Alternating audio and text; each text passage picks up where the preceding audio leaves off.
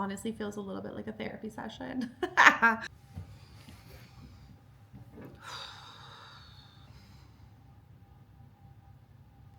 my lip gloss. YouTube. We're back, baby. Hi, friends. It's been a while. It's been a hot minute. It's been like since I was pregnant. So much happens and so much changes from the moment you get pregnant, go through the journey, give birth, come out of the pregnancy, now you're postpartum. I feel like I've lived 10 lives. So much so that I have notes. I've been writing notes to organize my thoughts because I don't know where to begin. YouTube. Let's do this. Let's talk. Why YouTube? Why? I asked myself this morning, why? Why are you filming yourself a little vloggy for YouTube when I don't even watch YouTube? Like, not because YouTube's not amazing and in this incredible platform, mostly because I just live under a rock, and anything like pop culture or like super cool, I'm always the last to figure it out and the last to hop on that bandwagon. So YouTube, I love ya. I just need more time to consume you. Podcasts, for example, podcasts became big so long ago, but I only started listening to podcasts in 2023. Just would always listen to music or just like listen to the birds.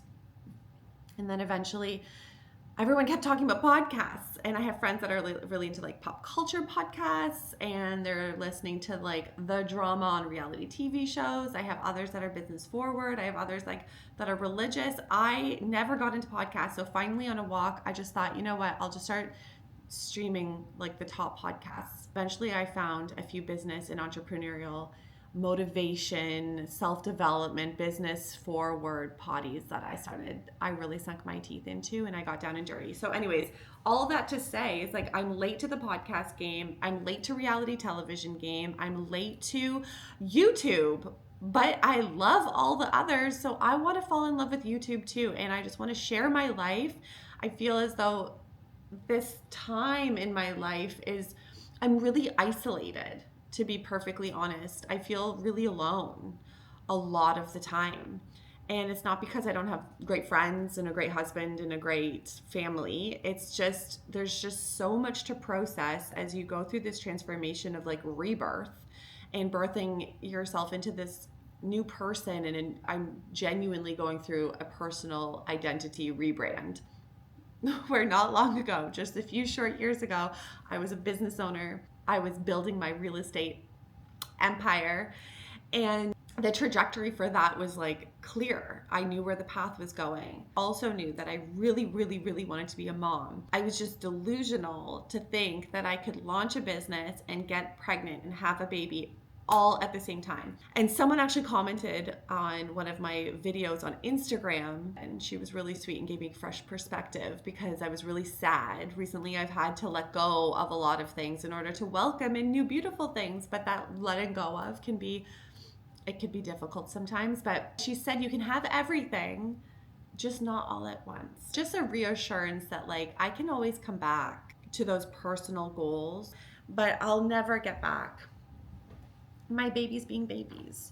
Learning how to be a mom and also me and also a wife, and also letting go of preconceived ideas of what I thought I needed to do or what that looks like, making so many mistakes. I feel like I'm like the mistake queen. Now as I'm emerging 10 months out of postpartum, Aurelian, my son, he's 10 months old now, I'm feeling these creative juices flowing, and I kind of want to rebirth something new. I get so inspired when I'm pregnant, and I get so inspired postpartum, but then that inspo or motivation completely crashes because of sleep deprivation. Sleep deprivation is real, enough to make you go cuckoo in the brain. I also love how social media brings people together. And I've met some really great people along the way. You have to put yourself out there and create that opportunity and be vulnerable. And as I was thinking this morning, like truly up since 4:30 in the morning, about my why and why I'm called to do this. And I second guessed even filming this video and putting myself out there. It's vulnerable. And, you set yourself up for criticism, but you also create the opportunity to connect and with some really cool people and like-minded people. So I'm really excited to be filming. I think, okay, as I'm like moving through my day, I'm like, someone out there's got to find this funny. Someone out there, I'm alone. Like I said, it's very isolating sometimes being in this situation, especially with like Ontario weather and winter right now. It's just like no one's going outside, no one's going to the parks, there's nothing really to do, everyone's indoors hibernating, and I get that, but like truly I'm like, I just want to share, I just want to connect. I don't have adult conversations anymore. This is like the most adult conversation that I've had in so long, that's been like fully sustained and uninterrupted. That's like the key, I think, is uninterrupted, because I hang out with my friends, they all have kids, but we're all like, hey, this is chaos, like nice catching up with you. Essentially the catch up is like, are you alive? Are you surviving? Did you sleep last night? What have you eaten today? No. Okay, cool. See you tomorrow. It's just, we're all kind of going through different life circumstances that are like really challenging and hard. Like, this social media gets glorified for being a platform that just celebrates highlight reels. Well, like, let's crack that wide open. I lost my house 3 years ago. We discovered that we had 6 times the livable limit of mold in our home. Not good at all. So my sinus infection started back in 2016. So when I think about it, I'm like, oh, mold exposure, haha. I get pregnant and instantly my symptoms and respiratory distress gets exacerbated by the pregnancy, which generally speaking, there's a lot of sinusitis and sinus congestion issues for pregnant women during that period, just because there's just so much swelling and inflammation, your blood volume increases. So that's normal, but I was like drowning. I like could not breathe. And so I kept telling Michael, I think there's mold. And we knew when we bought the house that, okay, all houses have mold, especially in a climate like ours where there's a lot of extreme temperatures. A lot of heat in the summertime and a lot of freezing, like cold temperatures in the wintertime. Like, this is normal. So all houses have mold, but unfortunately our farmhouse that we bought had been renovated multiple times throughout, its lifetime, 100 and something odd years. And they weren't obviously done to code. They weren't even done with permits. And so we couldn't even access Michael's gonna know this. We couldn't access it'll come to me. I'll make a note of it. Crawl space. We couldn't access the crawl space. It was sealed off. So even for the inspector to go in, he couldn't go see it. So there was a lot of unknowns. The price seemed right. 2 hours north of the city. Real estate was more affordable. Just graduated from naturopathic medicine, medical school. I was in a ton of debt. And so this was just like the best option at the time for us to like get our toes wet in the real estate market. When we discovered that there was 6 times the livable limit of mold in the house, I didn't go back in that day. I was 8 months pregnant, scheduled to have a home birth, and I lost my home at 8 months pregnant. So it was really destabilizing and a lot of unknowns. And as you go through the motions of something like that, and like anything in life, it's like you have to have time to process and integrate. And it's so difficult to like share what you're going through, because it's like you're experiencing at the same time as like people are like, well, what's going on? I'm like, I don't have answers. I don't even know I don't know what to do. My first top priority was creating a birth space that felt safe to re-envision and visualize a successful, healthy home birth in a space that was foreign to me. So that was really stressful. Obviously, we can unpack that and talk about that later, but life throws curveballs at you. And this was a really big one for Michael and I, and so was the lockdowns. Like I said, we never planned on living in this home. It became our sanctuary, and then it became our nightmare. 3 years later, we're now in the home. It's livable, but it is still under renovation. And you might think, like, how is your home not complete after 3 years? In that 3-year time period, we had 2 babies. And navigating parenting and life and still working, Michael's still working full time. I still was running a business. it's like you can only do so much when there's so many moving parts. There's only so much that you can truly accomplish, and we really have had to like dial in, cut.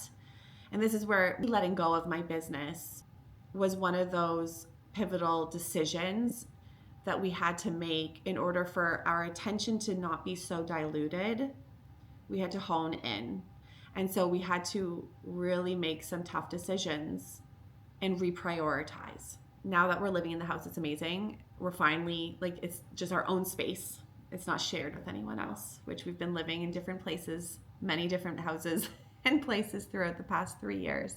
And yes, I did have a second home birth with Aurelian. That was also not in our home. It's been a crazy ride. So as much as like you're going to go online, you're going to see people's highlight reel, I want to share the good, the bad, and the ugly with you too. And be a page that you feel like you can land on for like genuine storytelling, being perfectly imperfect, and just relatable. Also, having a husband in the public eye, it also adds like this other layer to how much do we share of ourselves and our life, because we love authentically sharing from the heart. We really do. We're just like, we're both, chatty Cathys, and we just like love to tell stories. We're both storytellers. But how much do you keep that's, protected and sacred? And so finding that balance between the two has been a journey. And there's been periods of time where we've gone blackout online, where we just like, I dipped. I'm like, I can't do it anymore. I can't share. I don't have anything nice to say, so it's probably better I don't put that out into the universe. It's like this fine line between finding out how to share your life in a public way, because we signed up for that. Like, that's something that both of him and I really enjoy doing, but then also being present and going through the motions and processing. And then you're like, how do I cope? How do I share this? How do we spin it to be a positive? And then also understand like life is challenging, it's meant to be, and that's where the growth happens. And so why YouTube? I want to share some growth. My next project that I want to start really focusing on, that's outside of the kids, that's just mine, that just belongs to me, it's not Michael's, just mine, called The Wealthy Body. And it just goes along with everything that I do on a normal daily basis. I'm really passionate about making delicious recipes for me and my family. Like, with my autoimmune disease and my experience with celiac disease, diagnosed at a really young age, I was forced to think outside of the box when it comes to health and healthcare. And so that's why I opened my business here. Obviously it's closed and I'm no longer doing consultations, at least not at the moment, but how I can share my passions and creations and like make the wealthy body contagious is through YouTube. And so I do a ton of cooking for the family. I love going grocery shopping. I love finding whole food recipes. I'm not scared of sugar. I am scared of gluten. Gluten is my thing that I'm terrified of. So all of my recipes, 100% of my recipes will be gluten-free, but they will be delicious and filled with flavor. So through nutrition and movement, exercise, hydrotherapy, sauna, cold dip, red light therapy, all the good things that I do every single day, like, let's just do them together. I want to have the richest body in the world. I want my body, every cell in my body to be like, we Gucci, baby. I'm ready to have fun. I want to be me again. And I want to have a little slice of something that's just mine. And if I disappear, like, can you hound me and say like, hey, like, come back. Like, what's up? What's new? Share the good, share the bad. Anyways, thank you for listening to my TED Talk. Just kidding. I could probably keep talking to you for hours. Honestly, feels a little bit like a therapy session. I want to respect your time. So thanks so much. Essentially, this is just a re-intro. I'm back, baby. We're coming. We're gonna do this. We're going to do this. It's time. Thank you so much for being here. Please share with your friends, your mom friends, subscribe, do the whole thing. I gotta learn what I'm going to say, but link in my bio, subscribe, like, share. Thanks for being here.